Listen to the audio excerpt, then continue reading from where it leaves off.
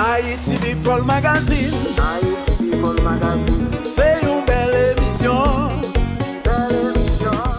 Bonjour à tous, bienvenue dans votre émission Haïti People Magazine. Alors aujourd'hui, j'ai avec moi un invité très spécial. Alors je vous propose d'accueillir avec moi Mackenzie Tout-Puissant. Bonjour Mackenzie. Bonjour Venise, bonjour aux téléspectateurs de l'émission Haïti People Magazine. C'est toujours un plaisir d'être avec toi et toutes les personnes qui suivent l'émission. Merci beaucoup pour nous également. Alors aujourd'hui, on tenait à t'inviter justement pour nous parler un petit peu de tout ce que tu as pu faire durant l'année 2017, puisqu'il y a beaucoup de choses. On sait aussi que tu n'es plus président de la PAFA, mais toujours membre de la PAFA. On va parler de cette association aussi. Et tu es là aussi précisément pour un prix que tu as reçu il n'y a pas très longtemps en Haïti. Alors tout d'abord, je vais te demander de te présenter aux personnes qui ne te connaissent pas. Bon, bien que ça m'étonnerait beaucoup, mais te présenter, nous dire qui est Mackenzie Tout-Puissant. Ok, très bien. Je me plie à l'exercice parce que Haïti People Magazine a de plus en plus de fans. Donc, exactement. Il y a des nouveaux, donc il faut leur donner l'information. Non, bah écoute, Mackenzie Tout-Puissant, je dirais citoyen franco-haïtien. Né en Haïti, arrivé en France à l'âge de 8 ans et demi, donc bientôt 37 ans à peu près que comme je moi. suis sur le territoire français, et un homme, je dirais, un homme engagé pleinement, engagé politiquement, engagé associativement, et puis je dirais un homme engagé de par mes actions, même au niveau professionnel. Donc une parole, c'est une parole.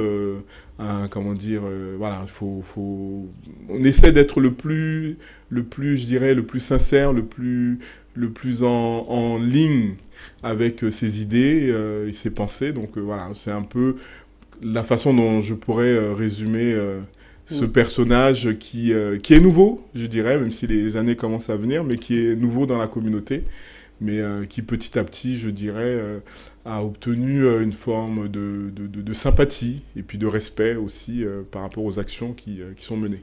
D'accord. Alors, c'est vrai que je t'ai invité plusieurs fois concernant la PAFA, puisque tu étais président de cette association. Est-ce que tu peux nous dire un petit peu, nous parler un petit peu de cette association et puis où en est la PAFA? Oui, donc la PAFA va sur sa 16e année d'existence, puisqu'elle a été créée en 2002. 2017, c'était les 15 ans. Donc, on a sorti une carte de vœux pour dire 15 ans d'expérience au service de la communauté haïtienne de France.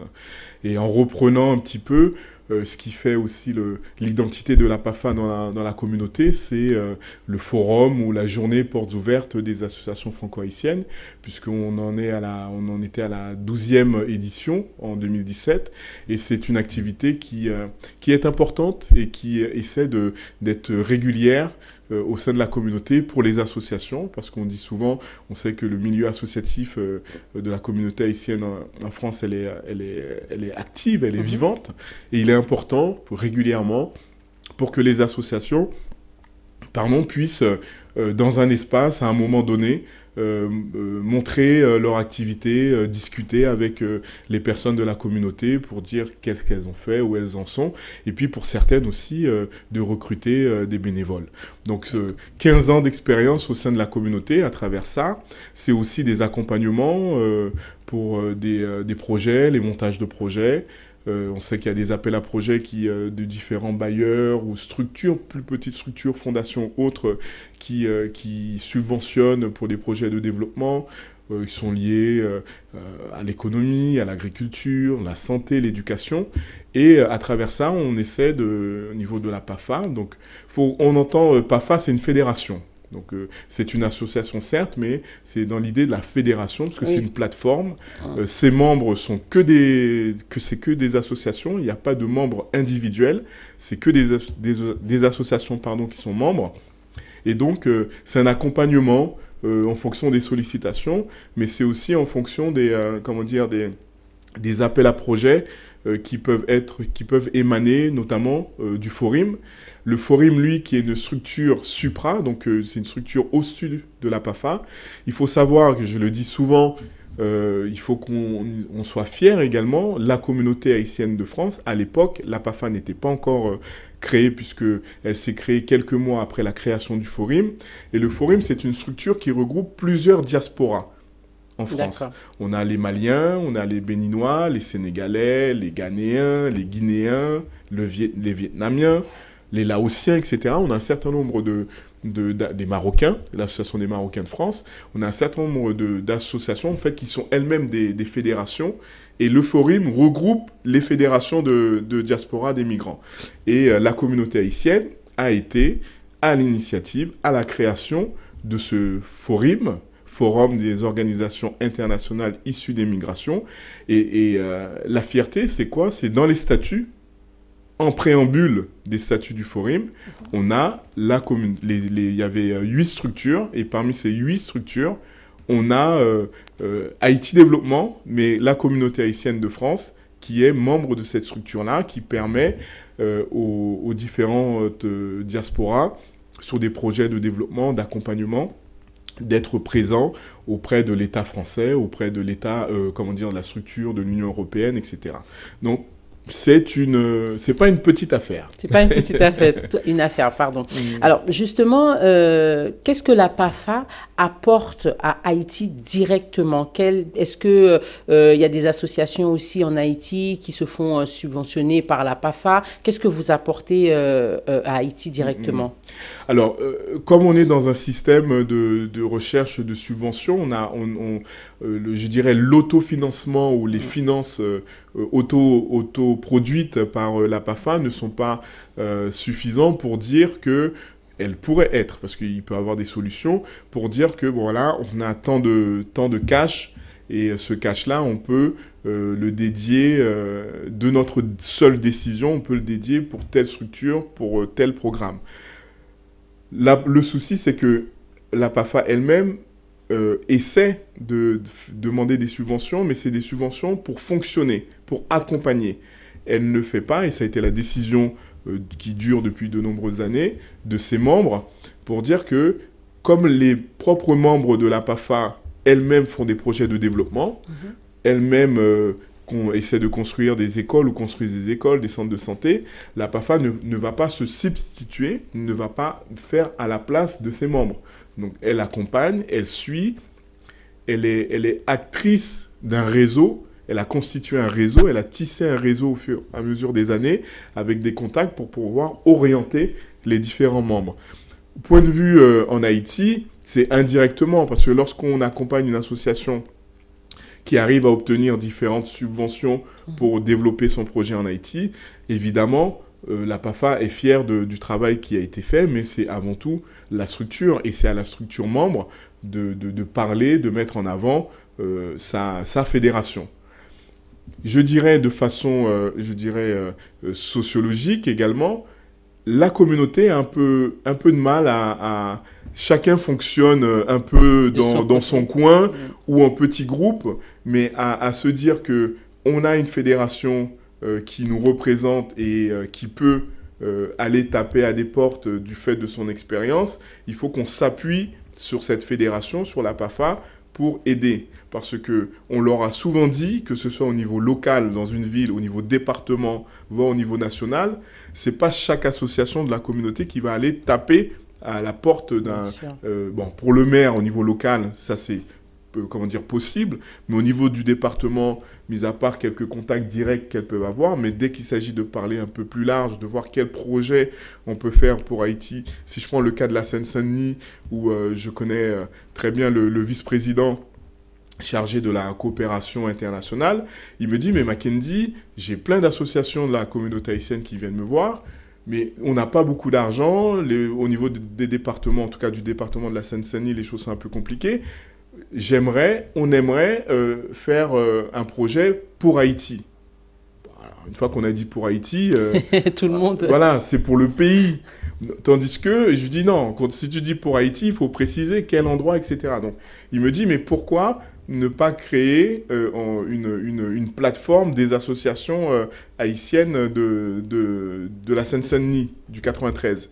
Je lui dis, on peut toujours créer, mais après, bon, il y a la PAFA qui est là, qui est au niveau national. Nous, on peut aider à ce que les associations identifiées en Seine-Saint-Denis puissent à un moment se rencontrer, discuter, mais il faut qu'elles se mettent d'accord, parce que le département ne va pas mettre un peu d'argent à Léogane, un peu d'argent à Gressier, un peu d'argent si je prends à Gonaïves ou à l'Esther, parce qu'on a des originaires, on va dire, pour eux c'est Haïti, mais une fois qu'on a dit Haïti, c'est où?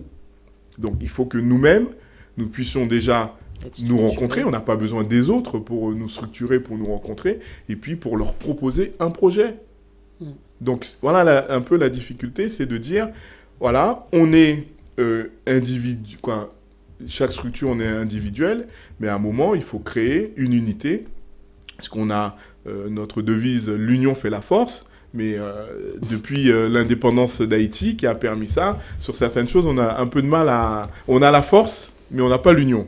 Donc c'est ça qu'il faut essayer de créer. Donc sur la question par rapport à la PAFA en Haïti, oui, on ne fait pas et je pense que c'est globalement, je pense que c'est la communauté haïtienne en France, on ne fait pas de lobbying auprès de l'État haïtien, auprès de la société haïtienne en Haïti. Okay. On a plutôt tendance à faire les choses parce qu'on dit c'est intéressant qu'on puisse le faire, mais on n'a pas forcément une présence, auprès des administrations, un peu, mais pas beaucoup. Mais parfois, ça reste des présences individuelles. Okay. Parce que c'est un contact, etc. Mais on n'a pas vraiment une structure, mise à part dans quelques ministères, dans quelques administrations, quelques contacts politiques, du fait de la récurrence des activités du programme de la PAFA en Haïti.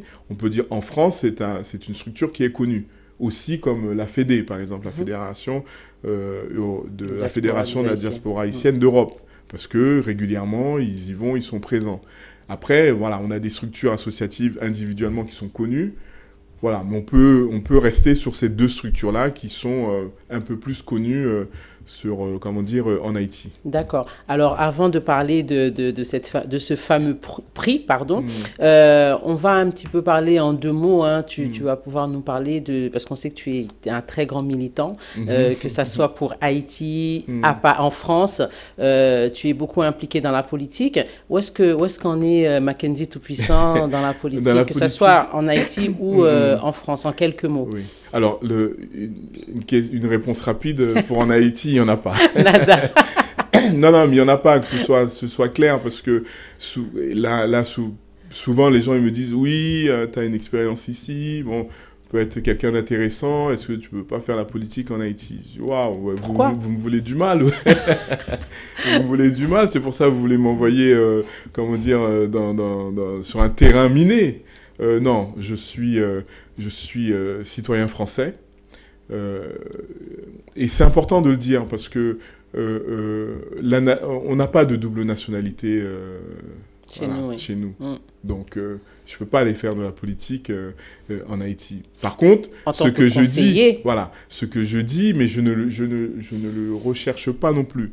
Parce que souvent, les gens ont tendance à dire, parce que moi, je suis quelqu'un de discret, je fais le minimum. Même quand je vais en Haïti, je rencontre 2-3 personnes, je ne les rencontre pas dans mon intérêt personnel.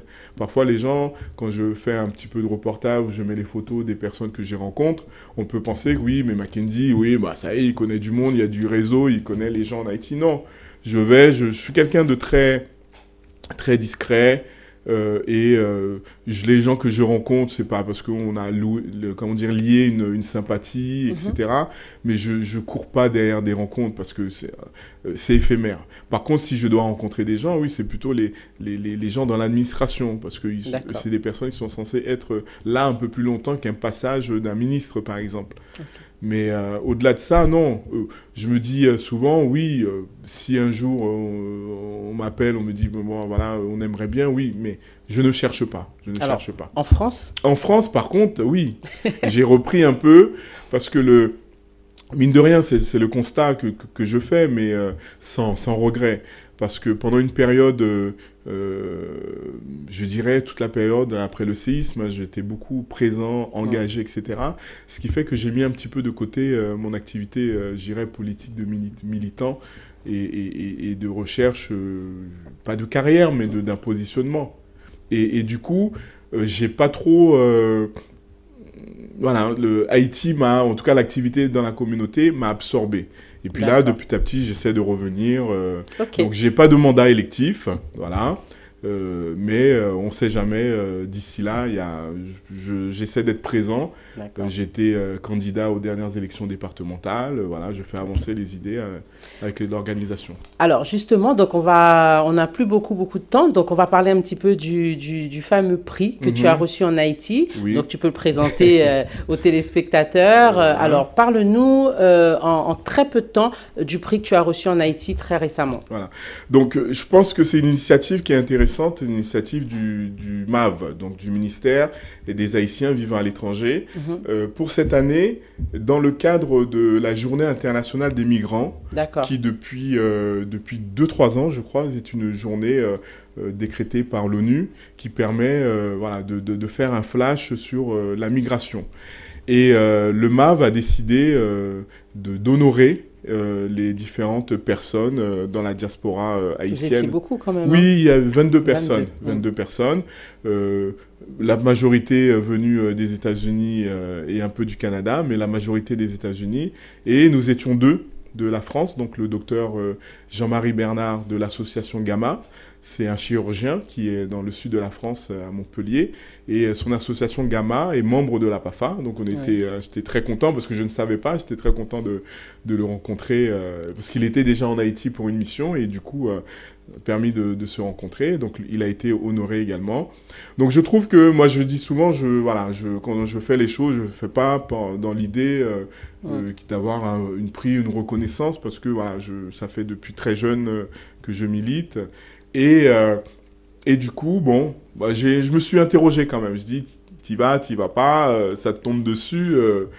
Et puis bon, on m'a dit, mais vas-y quand même, parce que c'est pas qu'individuel. C'est pas, c'est vrai que c'est Mackenzie qui reçoit. C'est le travail quand mais même. voilà, c'est pour l'activité, c'est aussi une forme de reconnaissance pour l'activité de la communauté haïtienne en France. C'est pour ça que j'en profite à travers Haïti Culture Plus Haïti People Magazine. Haïti People Magazine, pardon, Venise. C'est pas grave. Haïti People Magazine, de dédier cette plaque honneur et mérite à la communauté haïtienne en France pour toute son activité qu'elle mène depuis de nombreuses années.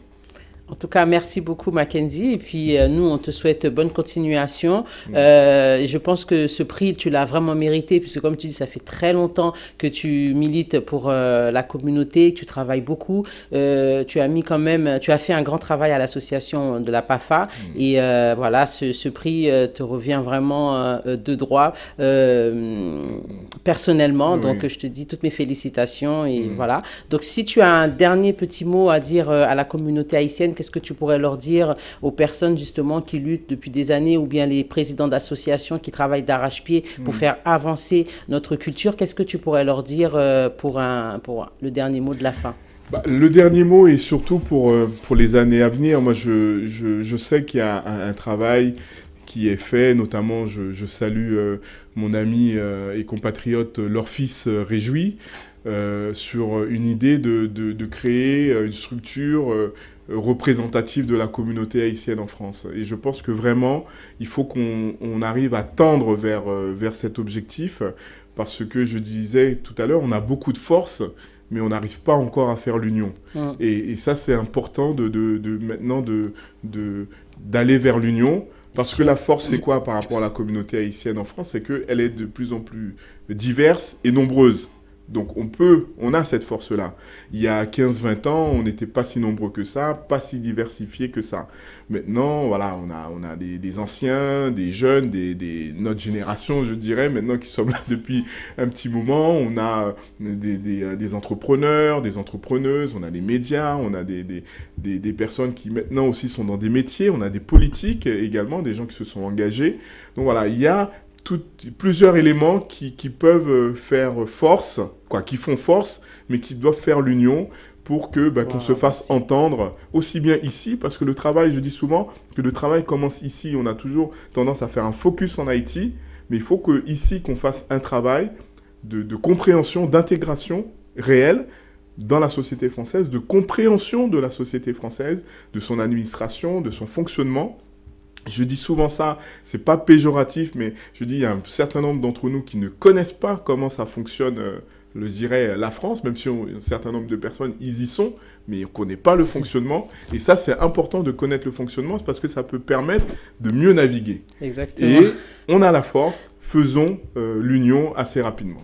Merci beaucoup Mackenzie. Et quant à nous, on se retrouve très très très bientôt dans votre émission Haïti People Magazine. Au revoir. Haïti People Magazine. Haïti People Magazine.